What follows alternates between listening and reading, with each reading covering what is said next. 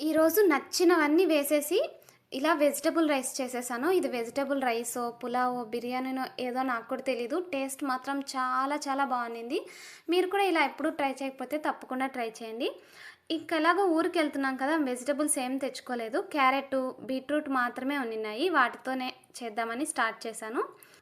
ఈ బీట్రూట్ వేయడం వల్ల చాలా టేస్ట్ బావుంటుంది.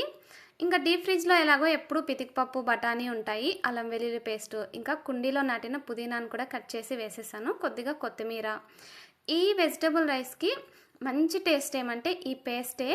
ఇదైతే ఒక 5 ఎండుమిర్చి, ఒక 4, 5 టొమాటోల్ని మంచిగా ఉడకబెట్టి చల్లారాక పేస్ట్ చేసి వేసేసాను. దీనివల్ల కలర్ గానీ, టేస్ట్ చాలా బావుండింది. మీరు ఎప్పుడైనా ట్రై చేయండి. ఇలా చాలా బాగొస్తుందనమాట.